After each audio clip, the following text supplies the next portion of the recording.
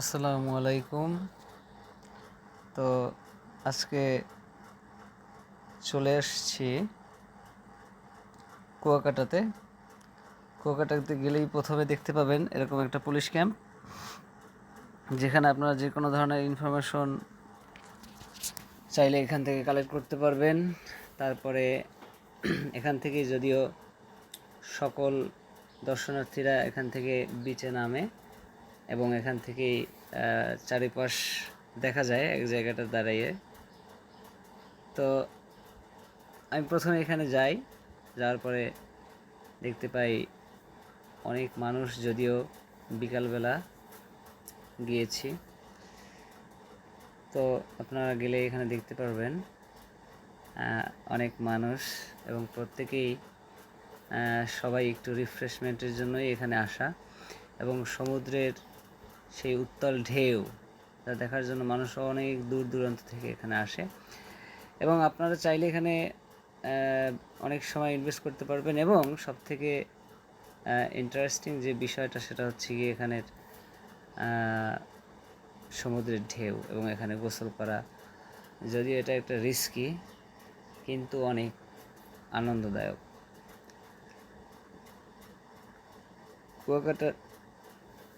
কুয়াকাটার special কিছু খাবার আছে, তার মধ্যে লেবুর পিনিক, তারপরে মুড়ি ঘন্ট,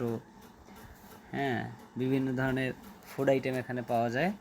এবং যদিও এগুলা খুবই স্বল্প মূল্য, কিন্তু স্থানীয় যারা আছে তারা এখানে অনেক স্বল্প মূল্যেই পাবে, বা তারা জানে যে এক্স্যাক্ট কোনটার কেমন প্রাইস। কিন্তু যারা দর্শনার্থী আছে তারা অনেক সময় প্রতারিত হয়। তো এখানে খুবই ফেমাস যে মুড়ি ঘন্ট আছে, সেখান থেকে আমি নিয়েছি এবং খুবই মজাদার ছিল, চমৎকার। যদিও আমার সাথে আরও লোক ছিল। তারপরে এখান থেকে আমি চলে যাই আবার বিচে, এবং প্রচুর পরিমাণে লোক ওখানে দেখতে পাচ্ছেন। পুলিশ ক্যাম্প, তার সামনে প্রচুর পরিমাণে লোক, এবং সবাই অনেক শিক্ষা সফরে আসছে। অনেক ছেলেমেয়েরা, তারা অনেক ধরনের খেলার অ্যারেঞ্জমেন্ট নিয়ে আসছে সাথে করে, এখানে বসে খেলে। এবং বিচে তো অনেক জায়গা, কিন্তু সবথেকে একটা ইনফরমেশন, আমি একটা ইম্পর্টেন্ট ইনফরমেশন দিতে চাই, সেটা হচ্ছে এখানের বাইক রাইড সম্পর্কে। এখানের বাইক রাইডগুলো এক্স্যাক্টলি খুবই ব্যয়বহুল এবং খুবই রিস্কি আমি মনে করি। কারণ এখানে যদিও জায়গাগুলো খুব অল্প জায়গা, কিন্তু মানুষ না জানাতে এখানে বাইক রাইডগুলো নেয় এবং তারা বিভিন্নভাবে প্রতারিত হয়। দেখা গেছে খুব অল্প কিছু সময় বা কিছু জায়গা আপনি চালান বা যাই করেন, কিন্তু ওইগুলান করে না। আপনি খেয়াল করতেছেন, একটা মানুষ গেলে ফটোগ্রাফি, এই যে দেখতেছেন মোটরসাইকেলটা বারবার ঘোর পাক্কাইতেছে ওই যাত্রীদেরকে নেওয়ার জন্য। তো এখানে সবাই অনেক ধরনের ধান্দা করে আর কি, বুঝতে পারছেন? তো একটু খুব সাবধানে থাকার চেষ্টা করবেন।